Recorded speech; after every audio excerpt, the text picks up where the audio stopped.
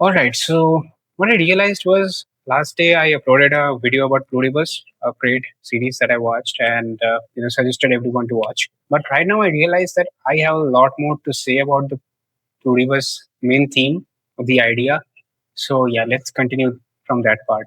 So since in the last video I discussed about whether people will be willing to accept this sort of uniformity among all the consciousness, even though it can seem that it lacks individuality, or is there something, some other ulterior motive for the virus to affect the consciousness in such and such way? In the series, if you watch it carefully, you will notice a lot of things, such as that you are able to retain all your memories, right? So forsaking our individuality, I'm not really sure about that. I don't think we are forsaking our individuality because every person is having a sort of similar collective experience, collective intelligence, collective memories. It's very fascinating. It's not like the hive mind that is, we see in science fiction a lot of the times, where every mind is connected and we are able to see everything. That is definitely there, but it's also that you are able to experience everything at the same time and everyone's emotions, which is really fascinating. And this really connects to the core of spirituality. If you notice that spirituality, any sort of ultimate motive of the spirituality. Once again, I'm getting a call. Yeah, never mind. It was a marketing call. So, anyways, so if you see the crux of spiritual ideas, somehow ties itself to enlightenment. Right? Everything, every spirituality, every religion, most religion for that matter, they have their main goal as enlightenment. And it is impossible to define what enlightenment is because once you are enlightened, you cannot even define it. You don't have the words for it.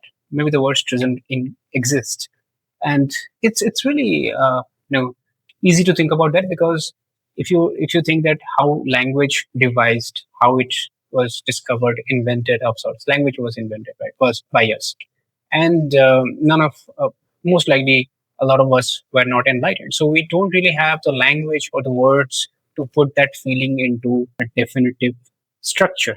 So once you are enlightened, you don't really know, but we have some recollections, some sort of experiences from really great sins, and these sort of repeatedly, target or point to the same direction that enlightenment is when you become one with the universe, one with the ultimate reality, one everyone becomes one.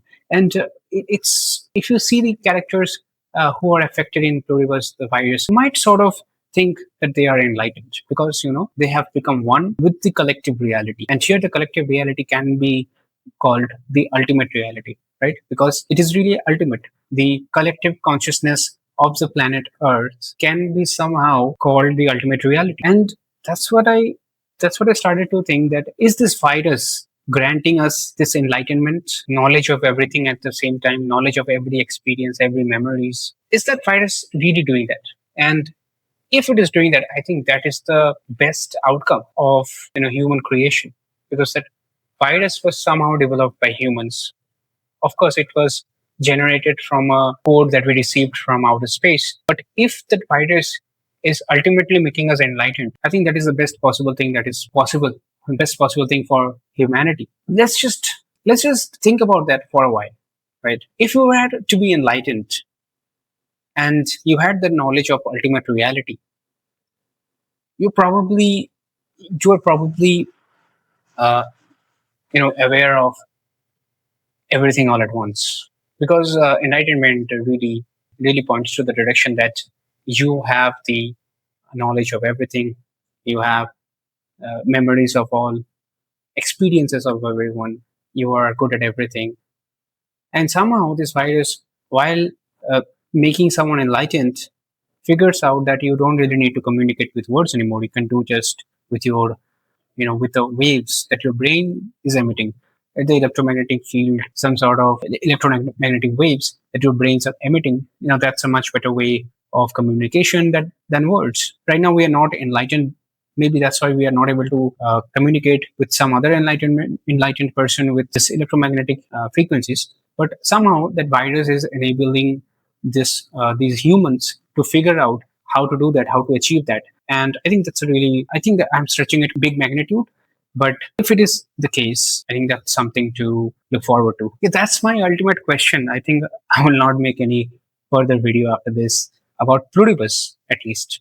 Can we become enlightened by a virus? And would you be willing to accept that virus if that was the supposed outcome? Let me know in the comments.